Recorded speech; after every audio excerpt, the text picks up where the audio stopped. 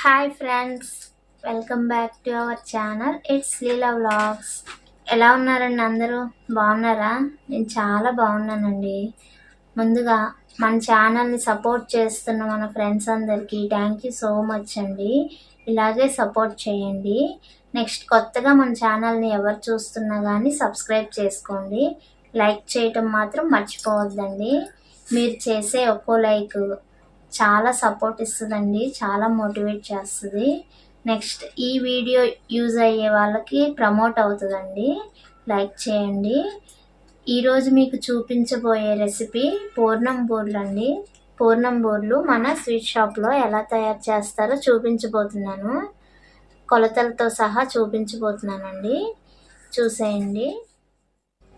పూర్ణం బూరికి కావాల్సింది ముందుగా శనగపప్పు అండి. శనగపప్పు కేజీన్నర ఉడికించి ఇలా తీసుకున్నారు. చూడండి, ఇలా మెత్తగా అయ్యేలాగా ఉడికించుకోవాలి. ఈ ఉడికించిన శనగపప్పుని మెత్తగా మిక్సీ పట్టుకోవాలండి.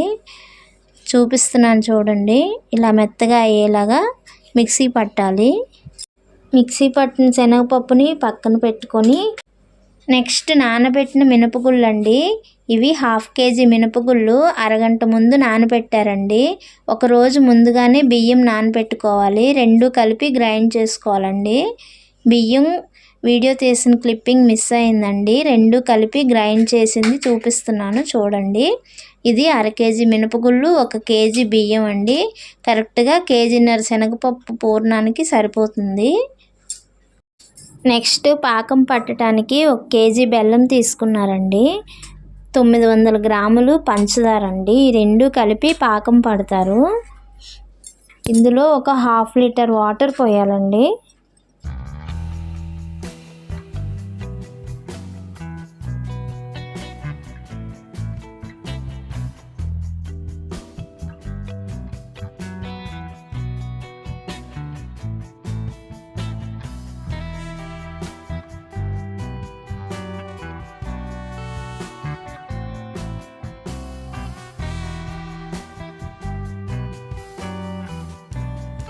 పాకం పట్టేటప్పుడు కాస్త ఫుడ్ కలర్ యాడ్ చేశారండి. ఇది మనకు కావాలని అనుకుంటే యాడ్ చేసుకోవచ్చు, లేదంటే స్కిప్ చేయొచ్చండి.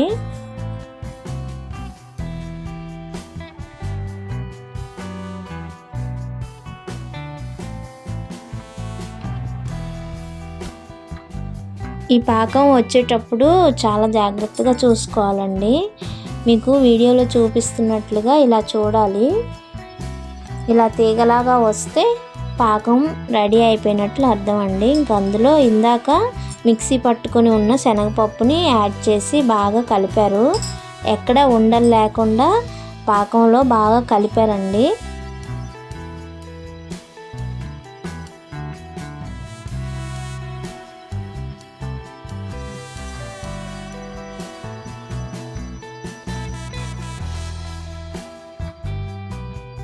ఈ పిండి వేసిన తర్వాత బాగా కలుపుతూనే ఉండాలండి, లేదంటే ఉండ కట్టేస్తుంది. ఉండ కట్టకుండా కలుపుతూ ఉండాలి.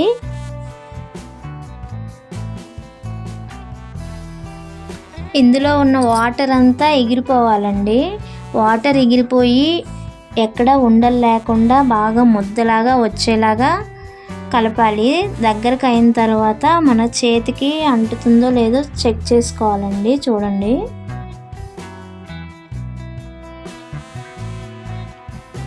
చూసారు కదా, పూర్ణం రెడీ అయిపోయిందండి. ఇది ఒక పళ్ళెంలోకి తీసి చల్లారబెడుతున్నారు. దీన్ని చల్లారబెట్టి ఉండలు చుడతారండి. ఒక 1/2 అవర్ అయినా దీన్ని చల్లార్చాలండి.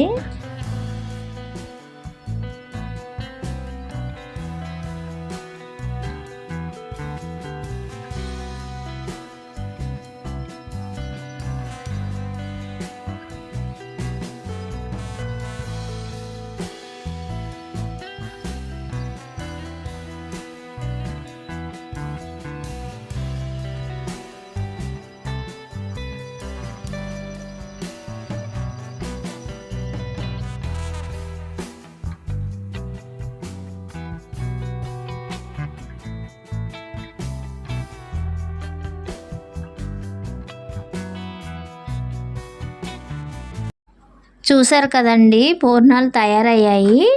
నెక్స్ట్ బూరెలు వేసుకోవాలండి. దానికోసం పొయ్యి మీద ఆయిల్ తీసుకున్నారు. ఆయిల్ హీట్ ఎక్కేలోపు ఇందాక గ్రైండ్ చేసి పెట్టుకున్న ముద్దని బాగా కలుపుతున్నారు చూడండి. ఈ మినపరుబ్బు రెడీ అయిపోయిందండి. ఇంకా నెక్స్ట్ బూరెలు వేసుకోవటమే. బూరెలు వేసేయడం చూసేయండి. బూరెలు వేసేటప్పుడు పూర్ణం బయటకు రాకుండా తోపు కాస్త చిక్కగానే కలుపుకోవాలండి. లేదంటే పల్చగా కలిపారంటే పూర్ణం బయటకు వచ్చి ఆయిల్ మొత్తం పాడైపోతుందండి. వీడియోలో చూపించినట్లుగా ముద్ద కాస్త చిక్కగా కలుపుకోవాలండి. మ్యాక్సిమం మీకు కొలతలు అన్నీ కరెక్ట్గా చెప్పానని అనుకుంటున్నానండి. మీకు ఇంకేమైనా డౌట్స్ ఉంటే కనుక మాకు కామెంట్స్ చేయండి, నేను రిప్లై ఇస్తాను.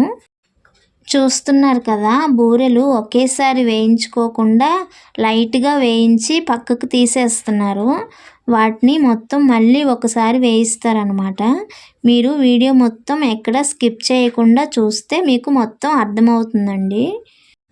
నెక్స్ట్ మన ఛానల్ని కొత్తగా ఎవరు చూస్తున్నా కానీ సబ్స్క్రైబ్ చేసుకోవడం మర్చిపోవద్దండి. మన ఛానల్లో మీకు నెక్స్ట్ ఇంకా ఏ రెసిపీ కావాలన్నా కానీ కామెంట్ చేయండి ఫ్రెండ్స్. నేను నెక్స్ట్ టైం మీకు ఆ రెసిపీ చూపించడానికి ట్రై చేస్తాను.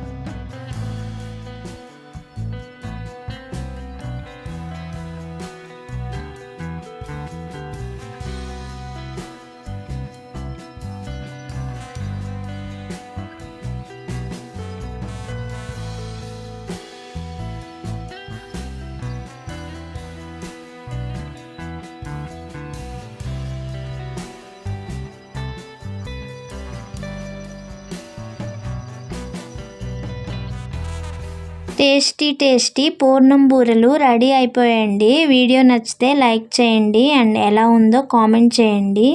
ఇంకో మంచి రెసిపీతో మీ ముందు ఉంటానండి. అంతవరకు బాయ్. Thank you.